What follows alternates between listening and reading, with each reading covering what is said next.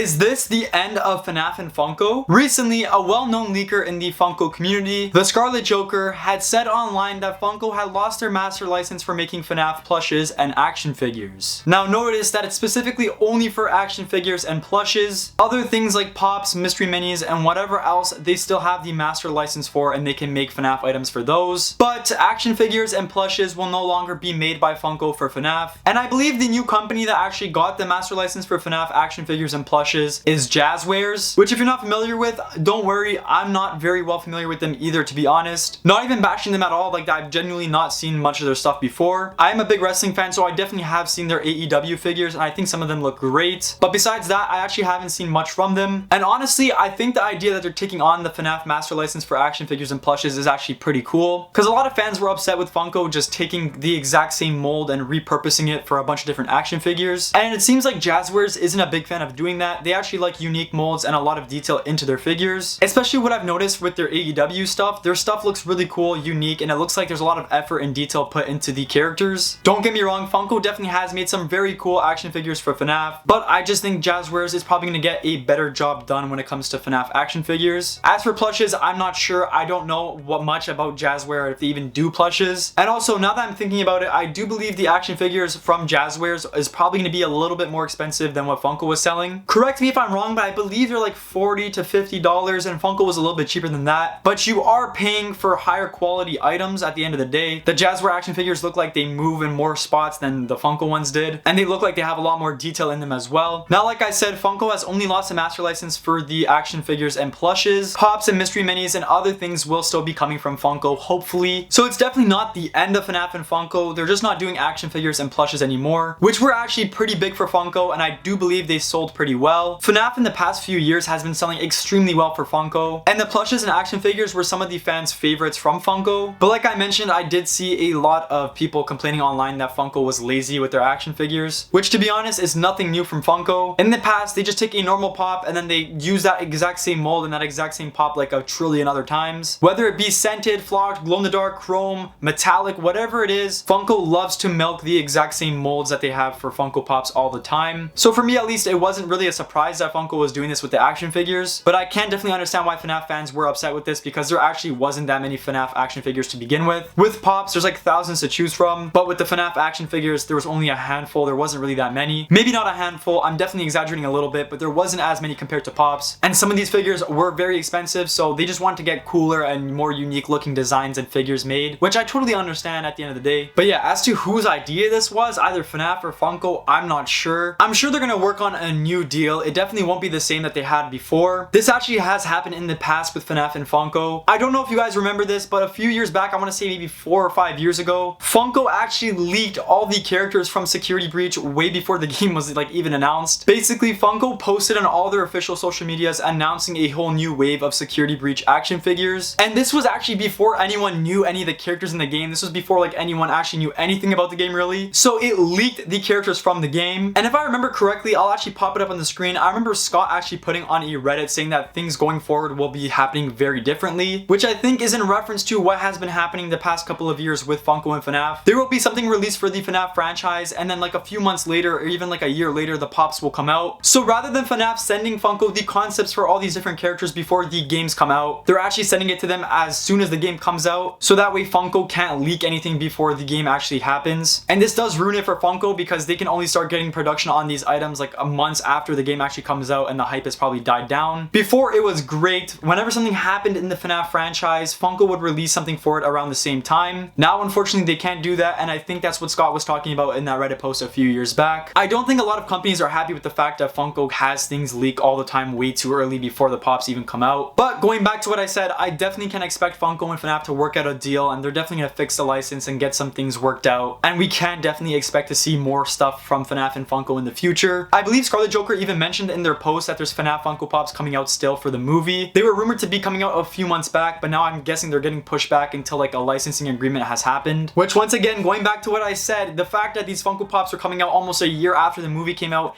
is pretty weird. Like, you know how great it would be if these Pops came out at the exact same time as the movie? Like, don't get me wrong, the Pops are still gonna sell extremely well for Funko and FNAF. There's still gonna be fans buying them and selling them out wherever they are, but they would have just done so much better if they actually came out alongside the movie. Let me know your thoughts on this on the comments comments down below, will you be picking up any of the new Jazzwares action figures for FNAF when they come out? Are you worried for the future of FNAF and Funko? Do you even think that Funko and FNAF are gonna work together in the future? Let me know all of that in the comments down below. I would love to know. But yeah, thank you guys so much for watching today's video. I hope you guys enjoyed. If you did, please drop a like on the video and subscribe to the channel if you're new here. Thank you guys so much for watching today's video. I appreciate all of you guys so much. And I'll catch you all next time.